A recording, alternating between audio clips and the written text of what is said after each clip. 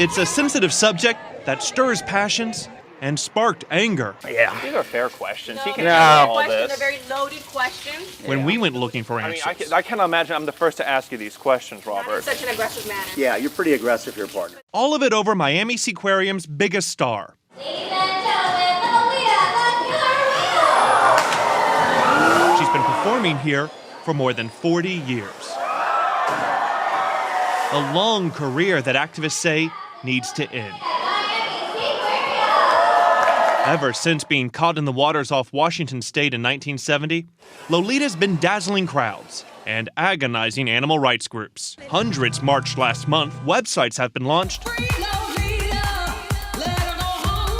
and even music videos recorded, urging the 8,000-pound killer whale be freed. It is now starting to bear some fruit, so there's real hope for the first time. Federal officials recently added Lolita to a small group of wild orcas on the endangered species list, a victory, activists say, although it doesn't force a move. Certainly anything that could risk or cause an impact to those whales would have to be very carefully considered. Groups hope to move Lolita to a sea pen in the Pacific Northwest and perhaps reunite her with other killer whales. She is in trouble. She needs to be rescued. She's in a tiny tank. Her current home is a 60 by 80-foot pool with a platform in the middle. It's no more than 4 times the length of her body, the oldest and smallest whale tank in the country, critics say, although the park insists it is legal. I think a lot of people are going to have a hard time understanding how that could be a good environment for Lolita. Why? Because she's been in the same pool, it's a little pool, for 44 years. People live in houses for 44 years. But they're able to leave the house. They can go and see other things. Lolita can't. Lolita's cared for here. I mean, that's really the bottom line.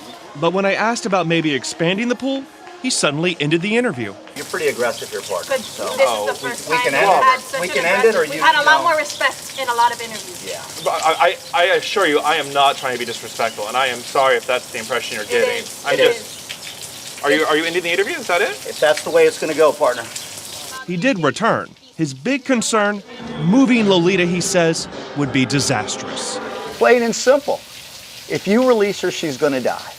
You're convinced of that? Absolutely. 100%. Releasing a killer whale like Lolita back into the wild has been done before, but activists say it didn't end well.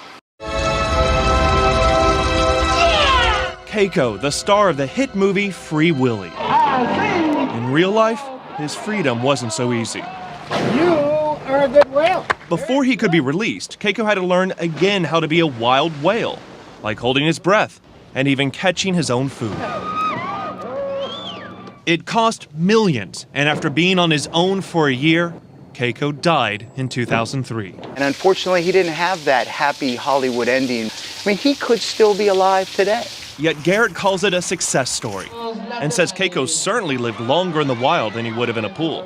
He did fine for 5 years. He lived very, very well in Iceland. He loved his native waters. So that is my experience. Others worry it's simply too late for Lolita. I'm going to blow the whistle on him. Russ Rector wants Seaquarium closed, yet he still questions groups pushing for her freedom. If you've been trying to do something for 20 years and falling on your face for 20 years, it ain't going to happen. But it's a great fundraiser. Activists say donations keep up the pressure to release her. Let her go! So for now, as lawsuits fly and the fight continues, Lolita will keep performing in the only home she's known for nearly half a century.